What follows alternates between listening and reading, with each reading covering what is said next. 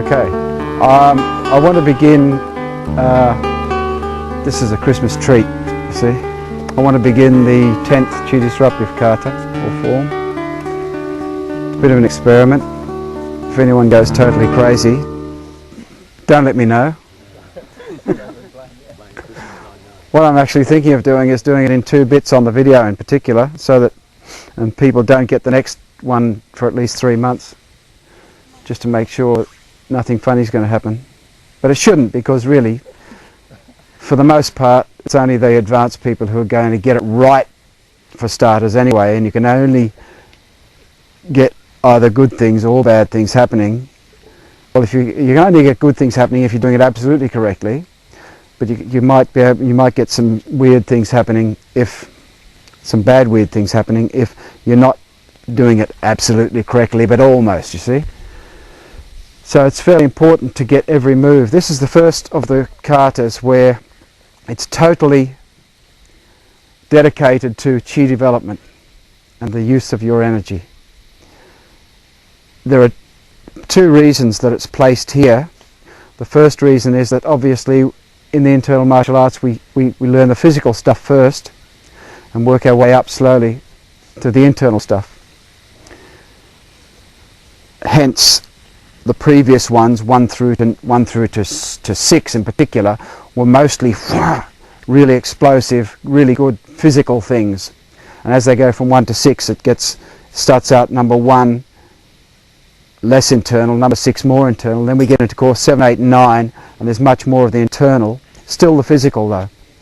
But number 8, 10, 11, and 12, in particular number 10, because it's the first one, deals much more with the internal, and that's how you must learn it, of course, and that's the reason that it goes 1, 2, 3, 4 and then up to 10. That's the reason it was developed that way and taught that way.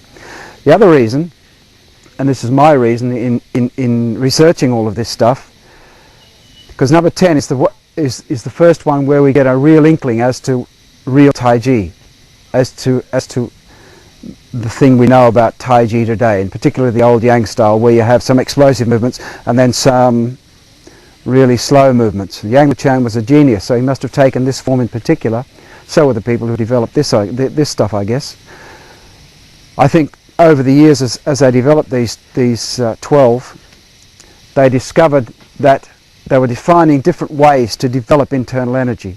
By the time they got to 10, they were sort of getting the idea that, yeah, we must have a few slow movements here as well, a whole section of slow movements.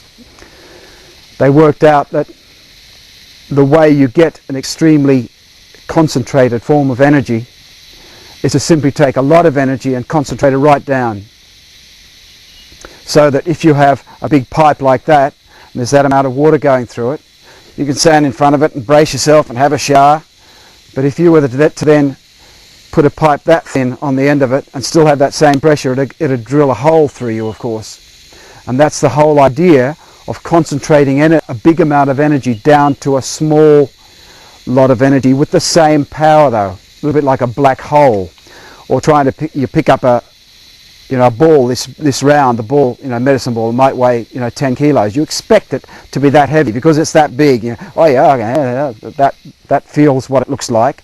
But you see a pea on the ground, you don't expect it to be 10 kilos. But if it is 10 kilos, you can't pick it up with 2 fingers, of course. It feels much heavier because it's so small, and you're not expecting it to weigh 10 kilos. So it feels much heavier, and that's another reason that we concentrate a large amount. The body has a huge amount of energy that we can make use of, and if we can then concentrate that energy into a fine point, like a laser, for instance, that's the light. There's the classic, the epitome of concentration of energy is light. If we're all standing in light, doesn't hurt us, but look what happens when we concentrate that light down to a laser beam. You can drill holes in things with lasers, and that's just light. So that's what we're talking about when we're talking about concentrating a large amount of energy down to a very fine or a small amount of energy, and that's what we're doing with this number 10 form. And that's why it can be a little dangerous if done almost correctly, but not quite. So we'll just take it really easily. This form in particular, you must do every move exactly as it's taught. Exactly. either to get the really good benefits or the bad ones. So if you don't want to get the bad benefits, just put your foot there instead of there, you know, until you learn the bloody thing. So I'll be taking you through to the first lot of Qigongs, and I'll show you the first lot of Qigongs. Not many people are going to understand the first lot of Qigongs or even get it for a while. You've got to work with it for a while, because it unlike, you know, there's a Qigong, you know, there's a Qigong, you can see those Qigongs. The Qigongs in this form, and 11 and 12, are sort of internal. You can see something of them. But if someone were just, like if I say do a 3-circle Qigong, someone stands like that, they're going to get some benefit out of that internally, simply by doing, oh yeah, he's doing this, he's doing that, he's doing that. They don't have to particularly do anything internally. But with this one, if you just see me doing it, they're rather simple movements, and you just do the physical movements, nothing's going to happen. You have to have, the mind is the most important thing in this particular kata or form. What the mind tells the body to do is the most important part. So you really must get down to that. And we have an inkling of that in the old Yang style, of course, at its higher reaches. The still reaches, or the stillness forms, or what we call small frame form. Another name for them is stillness form or still forms, where the movements seem to be just like the calm before the storm. That's what practicing that, the old Yang style at its highest level, feels like to me. Is everything just goes still. And I guess that's where the Chinese got the idea of, oh, everything sinks. It's a translation, of course, from the Chinese words, and they said it was sinking, you know, so everyone thinks, oh yeah, we must sink. You know, they're going to, oh, let's sink the form. But they're missing the whole point. It's not sinking physically, it's sinking internally, or I prefer to call it now stillness, utter stillness. And that's what, when I was in the UK just recently, never do that again, Ben and I flew over for the bloody weekend. God, it took me about at least 10 days to get over it. It was just horrendous. The workshop was great, but you know, after I got back, it was just horrible. So when I was over there, I just off the cuff, I just demonstrated the still form at the end of the last day. And it was amazing how the whole room, we had 70 or 80 people in the room, just went like this. You literally could have heard the old pin drop in that room. And many of the people came out and said it was so still, it was just like the stillness just before the storm. No, you couldn't hear anything. You could probably have heard things, but they were so concentrated on what I was doing, because it was so still and sunk and centered, that they couldn't hear anything else. It was just dead calm, in other words. And that's what this number 10 kata brings you.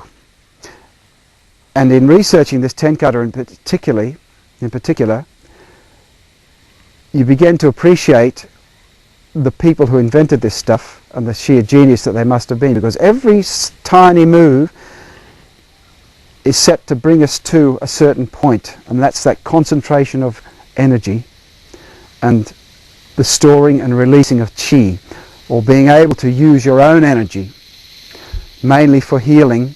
Martial arts is just a doorway to the healing arts.